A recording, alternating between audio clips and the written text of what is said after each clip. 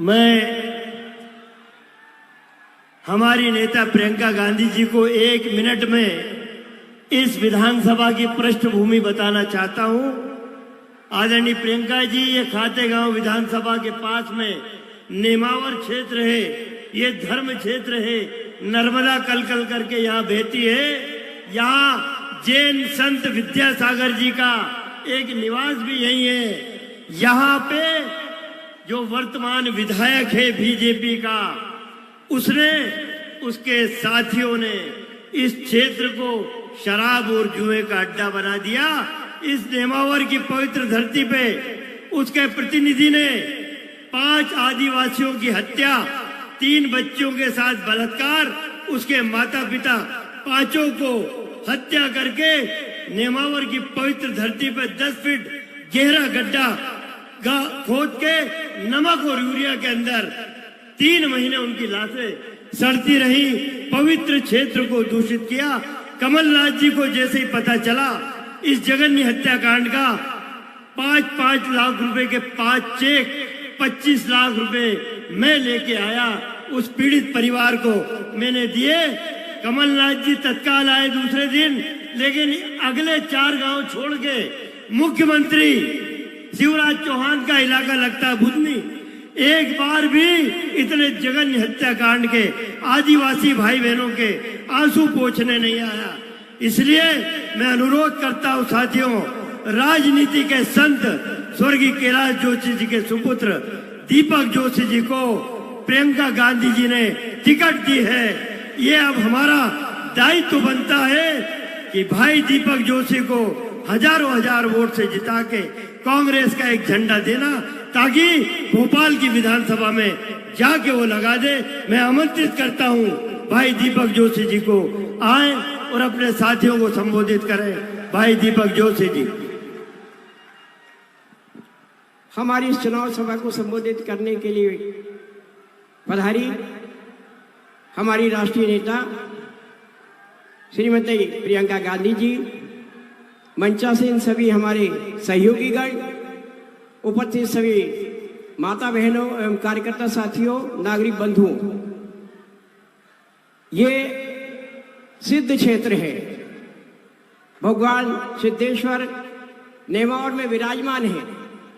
मां नर्मदा का आंचल इसको अपने आंचल से ढकता है। ऐसे इस क्षेत्र में शिवराज सिंह चौहान जैसा ढोंगी मुख्यमंत्री, मैं ढोंगी कह रहा हूं उसको, वो ढोंग करता है। ऐसे ढोंगी मुख्यमंत्री जिसने के इस मध्य प्रदेश को खोखला कर दिया। नर्मदा सेवा यात्रा के नाम पर 6 करोड़ पेड़ लगाए। 6 करोड़ में से एक भी पेड़ शिवराज सिंह चौहान दिखा नहीं सकता, क्योंकि 6 करोड़ पेड़ की राशि उनके नेताओं और कार्यकर्ताओं की जेब में गई है। मैं आज आपको बताना चाहता हूं कि इसी क्षेत्र में जो घटना घटी उनसे श्रीमती प्रियंका गांधी जी रूबरू हुई है। उनको इस चीज का एहसास है कि किस प्रकार की दर्दनाक घटना इस क्षेत्र में हुई है। लेकिन हम इस क्षेत्र के लिए 3 विजन लेकर काम कर रहे हैं। पहले, मां नर्मदा का पानी हमारे यहाँ से दूरस्थ जा रहा है।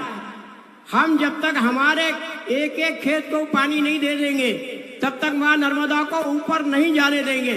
हमारे खेत को पानी मिलेगा तभी जाएगी। दूसरा, हम कुशासन को समाप्त करके सुशासन लाएंगे। और तीसरा, शिक्षा, रोजगार और स्वास्थ्य के क्षेत्र में काम करते हुए इस क्षेत्र को प्रगतिशील बनाने का प्रयास करेंगे। यहाँ का जो विधायक है या भाजपा, जो अपने आप को सनातन का पर्याय मानती है और कहती है नर्मदे हर जिंदगी भर, यहाँ के नेताओं ने नर्मदे हर जिंदगी भर को बदल लिया। और यहाँ के कार्यकर्ता और नेता कहते क्या है, नर्मदा हर, डंपर भर, बालू भर, दारू भर और आखिर में चिलम भर। ये चिलम भरने वाले पार्टी के लोगों को अब ये जनता बर्दाश्त नहीं करेगी। ये पलटने के साथ है। हम आपको विश्वास दिलाते हैं, संपूर्ण हमारा क्षेत्र आपके नेतृत्व में मध्य प्रदेश में एक अच्छी सरकार बनाकर आपके नेतृत्व में एक सफल सरकार बनाकर माननीय कमलनाथ जी के नेतृत्व में और दिग्विजय सिंह जी के मार्गदर्शन में इस प्रदेश को वापस कांग्रेस को सौंपेंगे। आप कांग्रेस की तरफ से इस प्रदेश को विशेष रूप से, क्योंकि ये दिल की धड़कन है, मध्य क्षेत्र है, इसलिए आप विशेष कृपा इस पर बरसाएं। बहुत बहुत धन्यवाद। जय हिंद, जय भारत। धन्यवाद दीपक भाई, आपने सही चरित्र चित्रण किया भाजपा का और यहाँ के विधायक का। मैं अब आमंत्रित करने जा रहा हूं हमारी नेता श्रीमती प्रियंका गांधी जी को, जिनका चेहरा हमें श्रीमती इंदिरा गांधी जी की याद दिलाता है। श्रीमती इंदिरा गांधी जी ने जो इतिहास लिखा है भारत की राजनीति में, उसी नक्शे कदम पे हमारी नेता प्रियंका गांधी जी चल रहे हैं। मैं आमंत्रित करता हूं आदरणीय प्रियंका जी, कृपया आप अपनी बात करें।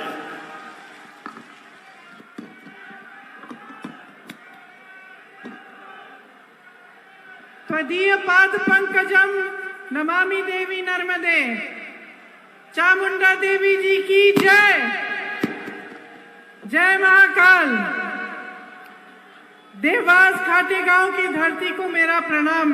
मेरे भाइयों, मेरी बहनों, आप काफी धूप में मेरा इंतजार कर रहे हैं, खासतौर से इसके लिए मैं आपकी आभारी हूं और आपका इस सभा में मैं स्वागत करती हूं। श्री दीपक जोशी जी, श्री सज्जन वर्मा जी, श्री गोपाल भोसले जी, श्री राजीव सिंह बघेल जी, श्री प्रदीप चौधरी जी, श्री अशोक पटेल जी, श्री मनोज रंजनी जी, श्री ओम पटेल जी, बंटू गुज्जर जी, संगठन के समस्त पदाधिकारी कार्यकर्तागण, आप सबका भी इस मंच पर और इस मीटिंग में स्वागत। सबसे पहले मैं आपको कांग्रेस की जो कुछ घोषणाएं हैं वो पढ़ के सुना देती हूं, क्योंकि वो सबसे आपके काम की बात है। मेरी बहनों, लाडली योजना के बारे में सुना है? सुना? चलो, नहीं सुना तो और भी अच्छा है। लेकिन भाजपा ने आज कल कुछ, मेरे ख्याल से 1-2 महीने पहले एक योजना की घोषणा की, लाडली योजना की घोषणा। उसमें उन्होंने कहा है कि आपके खातों में थोड़े बहुत पैसे वो हर महीने डालेंगे, शायद 1200 रुपए ये कहा है, और कुछ महिलाओं को उन्होंने भेज भी दिया। देखिए, हमारी अपनी घोषणा है, कांग्रेस की ये घोषणा है कि 1500 रुपए आपके खाते में हर महीने हम डलवाएंगे। अब उनकी घोषणा और हमारी घोषणा में फर्क क्या है मैं बताना चाहती हूँ। बहनें बैठी हुई हैं, आप सोचो अगर आपकी कोई सहेली होती जिसकी शादी किसी के घर में हो गई, बड़े परिवार में, परिवार के मुखिया थोड़े कंजूस हैं, ठीक है, 18 साल से उसी परिवार में है, जब भी किस पैसों की जरूरत होती थी, जब भी कुछ कराना था, दिवाली के लिए कोई मेहमान आ रहे हैं, कुछ भी करना है, तो मुखिया पैसे नहीं देते थे, खुद अपने पति के साथ वो कहीं ना कहीं से जुगाड़ करके और कुछ करके अपने आप कमा लेती थी और उससे काम चला लेती थी। अब सोचो कि आपकी ये सहेली एक दिन आपके पास आती है और आपसे कहती है कि सुनो, आज तो गजब हो गया, आज तो मेरे ससुर जी ने कहा कि तुम खाता खोल दो, हर महीने तुम्हारे खाते में मैं 1200 रुपए डाल दूंगा। बहुत खुश है तुम्हारी सहेली, तुम क्या कहोगी उससे? क्या कहोगी? मेरी सी तुम्हें कहती, भाई मूर्खता मत करो, समझदार बन जाओ, 18 सालों से तुम्हें इस मुखिया ने कुछ नहीं दिया है, अब तुमसे कह रहा है कि खाता खोल दो, इसमें पैसे डाल दूंगा, जरूर कोई चाल होगी। यही कहती ना तुम भी, है ना? क्योंकि इंसान का अनुभव क्या होता है, हम तो अपने अनुभव पे चलते हैं। कोई हमें कोई भी सपना दिखा दे, कुछ भी कह दे, कल कह देंगे कि महिलाओं के लिए आरक्षण कर रहे हैं, संसद में महिलाओं के लिए बड़ा आरक्षण का बिल इन्होंने पास किया। सब महिलाएं खुश हो गई, मीडिया में आया, टीवी पे आया, बड़ी इवेंटबाजी हुई, पब्लिसिटी खूब हुई, पैसे भी खर्चे सरकार ने। मोदी जी जहां जहां गए उनको माल्यार्पण किया गया, उनका स्वागत किया गया, महिलाओं ने उनको धन्यवाद दिया। पता चला कि 10 सालों के लिए आरक्षण बिल लागू ही नहीं होगी। तो जब 10 सालों के लिए महिला इसका फायदा देख ही नहीं पाएगी, तो फिर हम आज से इसके लिए खुशी क्यों मनाएं? वही बात है।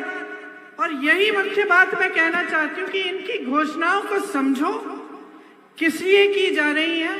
जो 18 सालों से काम आपके लिए नहीं किया, वो चुनाव के 2 महीने पहले क्यों कर रहे हैं? कोई वजह होगी। वजह साफ है, इनकी घोषणाएं आपके वोटों को लेने के लिए होती हैं। चुनाव हो जाएगा, कोई याद नहीं रखेगा कि किसने कौन सा खाता खोला और उसमें कितने पैसे डालने हैं। ये मेरा अनुभव नहीं है, ये आपका अनुभव है। क्यों? क्योंकि मोदी जी ने क्या कहा था? कहा था कि करोड़ों रोजगार दिलवाएंगे। 10 साल हो गए इनकी सरकार है केंद्र में, प्रदेश में भी इनकी सरकार है, दिलवाए? किसको रोजगार मिले? हाथ उठाओ भाई, किसको रोजगार मिले हैं? नहीं मिले।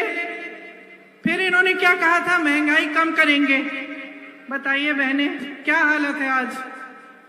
आप दुकान जाती हैं, सब्जी खरीद पाती हैं, कुछ भी खरीद पाती हैं? प्याज कितने का हो गया है आज? ये लोग कहते थे एक समय में कि प्याज के बहुत दाम बढ़ गए हैं, अब क्या कह रहे हैं? तो ऐसी ऐसी घोषणाएं करते हैं जो सिर्फ चुनावी घोषणाएं हैं।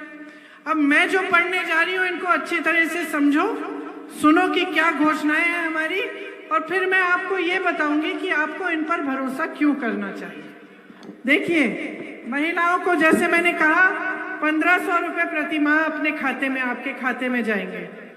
गेहूं का न्यूनतम समर्थन मूल्य बढ़ाया जाएगा, 2600 रुपए दिया जाएगा। धान का समर्थन मूल्य 2500।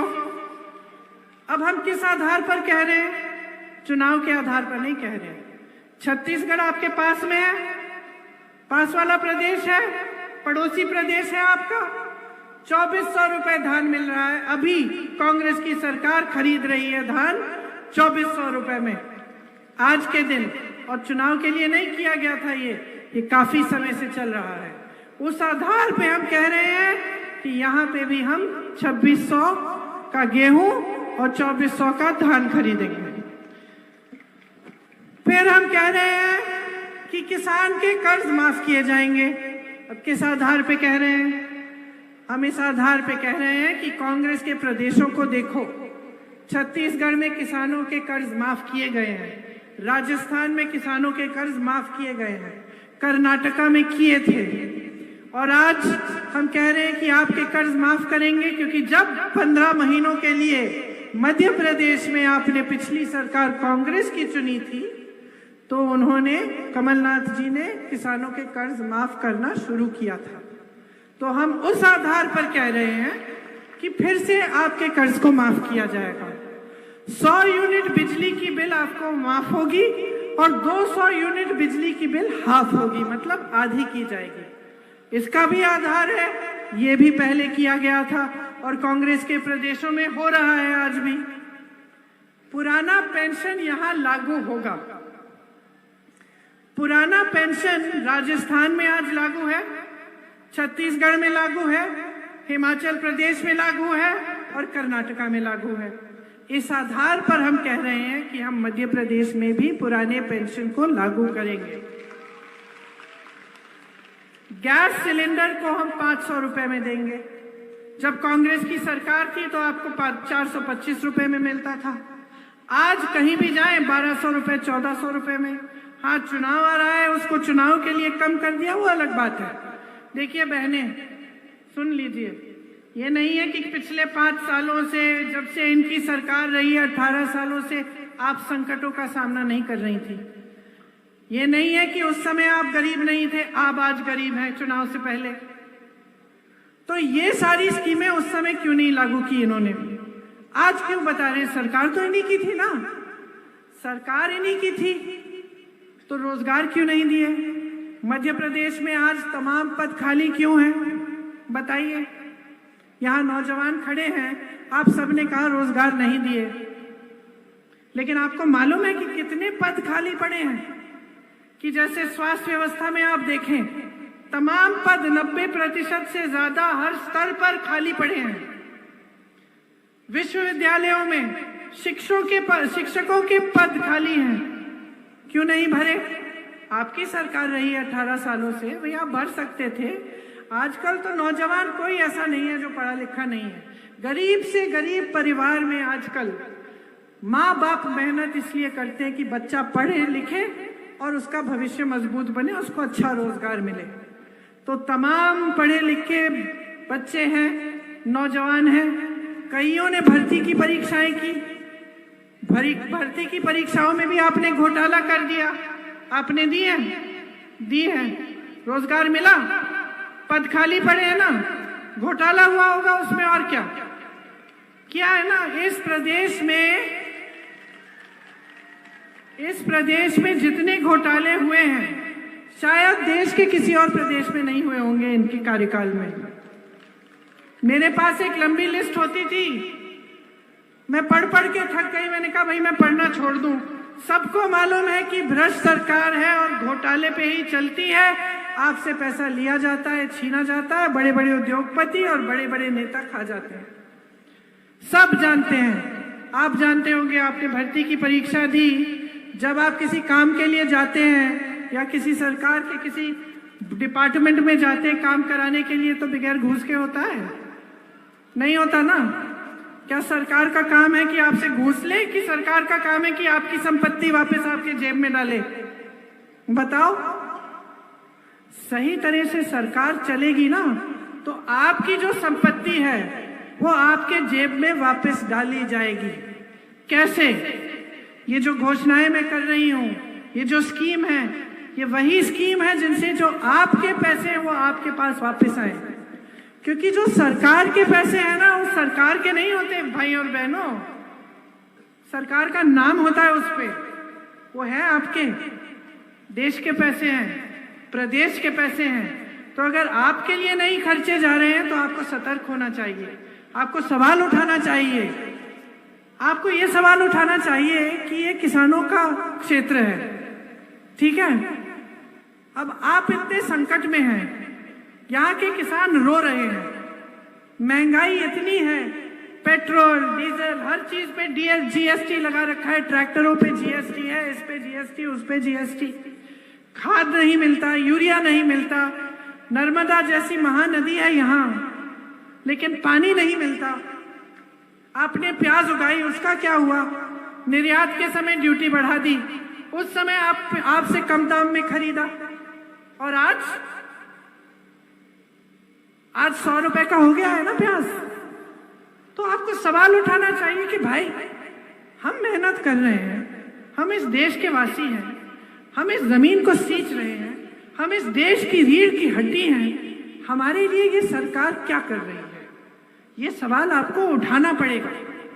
क्योंकि अगर ये सवाल आप उठाएंगे नहीं तो आपके साथ 5 साल और वही होगा जो हो रहा है आज, और गलत हो रहा है। आपका पैसा आपसे लिया जा रहा है, टैक्स से लिया जा रहा है। बड़ी बड़ी सरकारी कंपनियां जो हैं, जिससे आपको रोजगार मिलता था, जिससे आपको ऐसी नौकरी मिलती थी कि कोई खदेड़ नहीं सके वजह। प्राइवेट की नौकरियों में तो कभी भी निकाल दें, सब सरकारी नौकरी चाहते थे। क्यों? क्योंकि नौकरी की सुरक्षा होती थी, रोजगार का सुरक्षित महसूस होता था इंसान जब उसको वो रोजगार मिलता था कि चलो बाद में 20 साल बाद पेंशन भी मिल जाएगा। अब आप देखिए, आप सरकारी कंपनियां को लीजिए, जितनी सरकारी कंपनियां हैं सारी इन्होंने बेच डाली। सच है कि नहीं है? हवाई अड्डे किसके हैं आज? सरकार के हैं। किसके? अडानी जी के हैं। बंदरगाह किसके हैं? बड़ी बड़ी सरकारी कंपनियां किसकी हैं? अडानी जी आपको सरकारी नौकरी दे सकते हैं? आपके पेंशन को सुरक्षित रखेंगे? ये सरकार ही आपके पेंशन को सुरक्षित नहीं रख रही है। आज आप 20 साल के लिए नौकरी, जब सरकार में नौकरी करते हैं, आपको पता नहीं कि जो हर महीने आपके वेतन में से पेंशन निकाला गया था 20 सालों के लिए, आपको खुद नहीं पता कि सरकार ने इसका कहाँ निवेश किया, खुद नहीं पता। इसीलिए सरकारी कर्मचारी कहता है मुझे पुराना पेंशन चाहिए। तो अब आपने मेरी बातें बहुत ध्यान से सुनी है बहनों, दिवाली आ रही है, दिवाली के लिए बहुत बहुत शुभकामनाएं। खुशी से मनाओ, एक दिया हमारे लिए भी जला लेना।